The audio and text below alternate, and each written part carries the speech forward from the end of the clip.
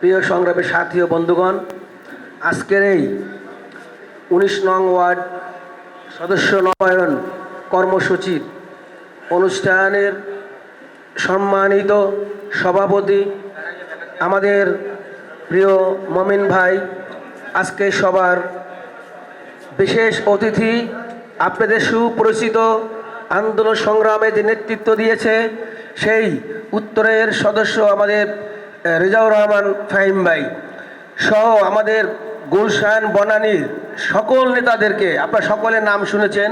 ছাত্র দল, যুব দল, স্বেচ্ছাসেবক দল, কৃষক দল, শ্রমিক দল, মহিলা দল সহ সকল ভাইদেরকে আমি সালাম ও শ্রদ্ধা জানাচ্ছি। সবাই আমার সালাম গ্রহণ করুন।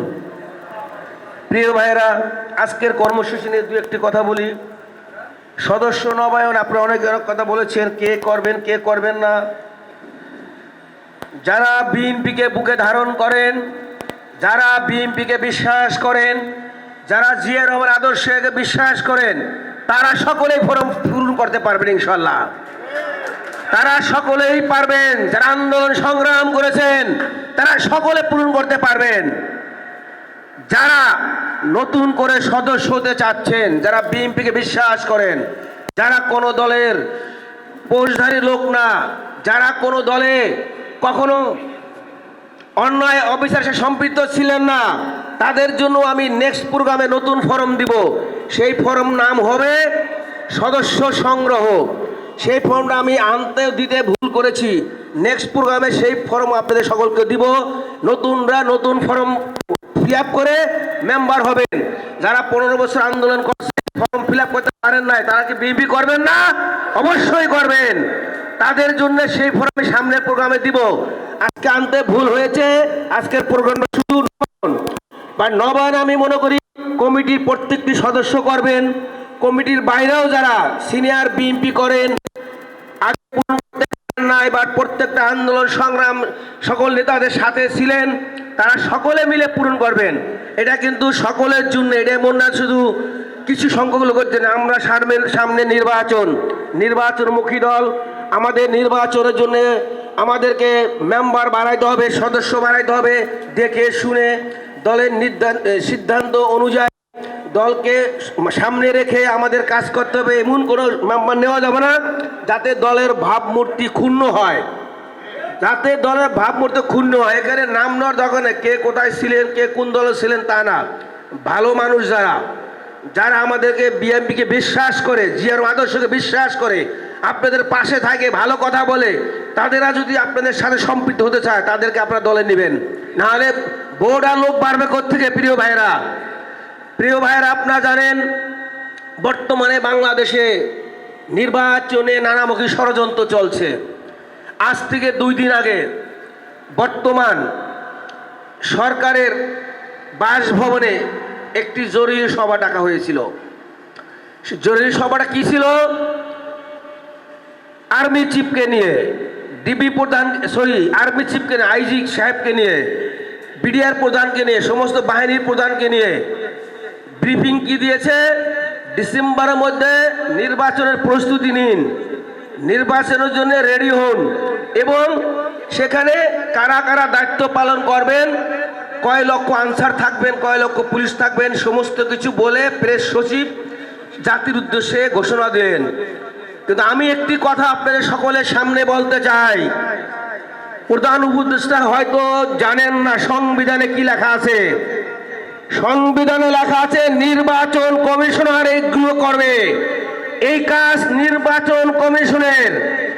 নির্বাচন কমিশন ঘোষণা দিবেন কিভাবে নির্বাচন পরিচালনা হবে, কিভাবে নির্বাচন পরিচালনা হবে, কারা কারা পরিচালনা করবে, কতজন বিডিআর থাকবে, আর্মি থাকবে, পুলিশ থাকবে, নির্বাচন কমিশনার চাবেন। এই কাজ নির্বাচন কমিশনারের। কারণ আমি কেন কথা বলতেছি, শেখ হাসিনা ক্ষমতায় বসে এই কাজটি করেছিলেন, যে কাজটি 2 দিন আগে এই বর্তমান ইউনূস সাহেব করেছেন। ইউনূস সাহেব, তাহলে শেখ হাসিনা আপনার মধ্যে পার্থক্য কি হলো? বাংলাদেশের নির্বাচন কমিশনার স্বাধীন একটি নির্বাচন কমিশনার, তাই না ভাইরা? স্বাধীন যদি নির্বাচন কমিশনার হয়, নির্বাচন কমিশনার জানেন কবে নির্বাচনের দিনক্ষণ ঘোষণা দিবে, তারপর সব রেডি করবে। পরীক্ষা ভাই, কোন বছর পরীক্ষা হবে সেই ডেট ফিক্স নাই। ছেলেরে বললেন তুমি 3 মাসের মধ্যে রেডি হয়ে যাও পরীক্ষা দেওয়ার জন্য। ছেলে বাপরে বললেন বাপ পরীক্ষা কবে? কয় আগে তুমি রেডি হও। বাবা রেডি হবো, পরীক্ষা দিব কবে? কোনটা আগে ভাই? পরীক্ষার দিন না আগে রেডি হতে হবে? কোনটা?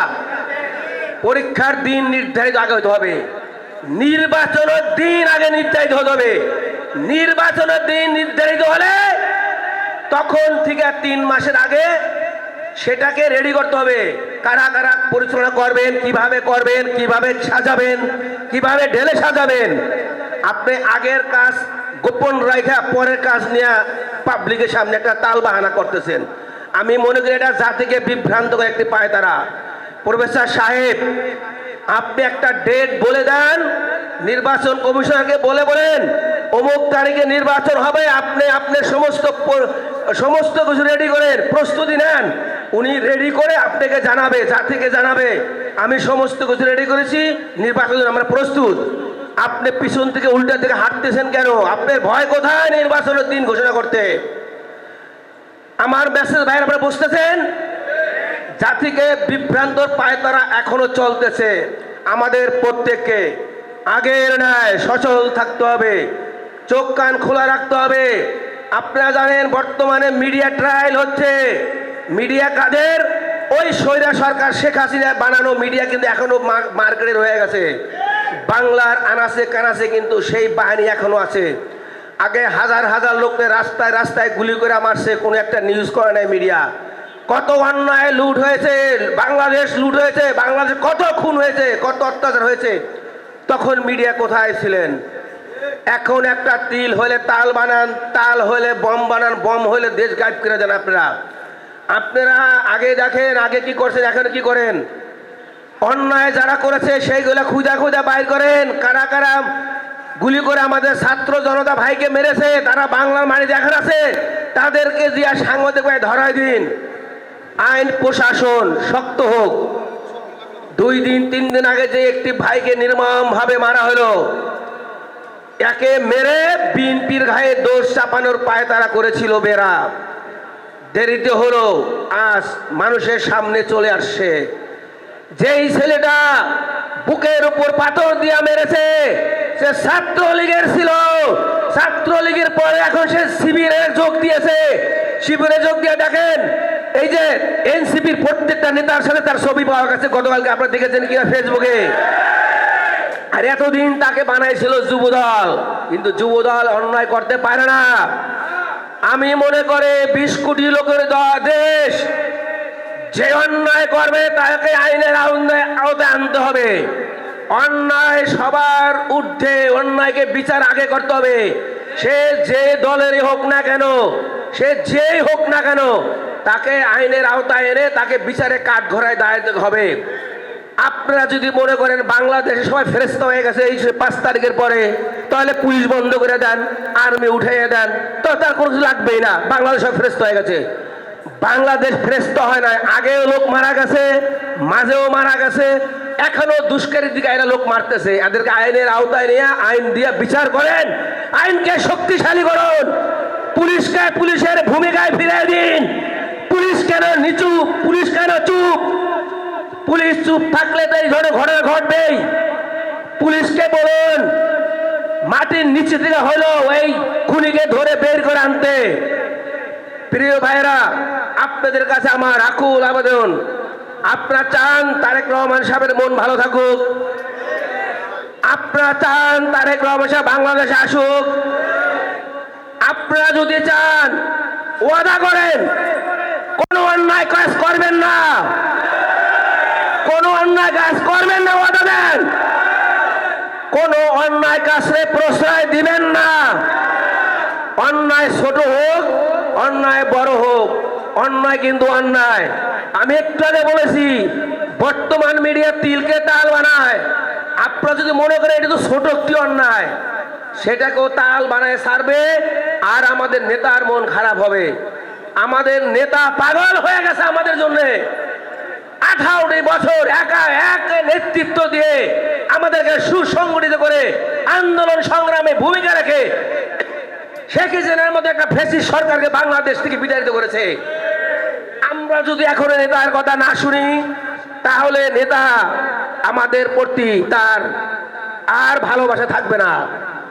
অতএব আপনাদের সকলের কাছে অনুরোধ, ছাত্র দল, যুব দল, স্বেচ্ছাসেবক দল সকল ভাইদেরকে বলতেছি, বিএনপি থেকে শুরু করে সকলকে প্লিজ প্লিজ প্লিজ আমরা জানি কোনো ভুল না করি, আমরা জানি কোনো অন্যায় আমরা করি না, আবার কোনো অন্যায় জানি না করি, এটাই আমার অনুরোধ সকলের প্রতি।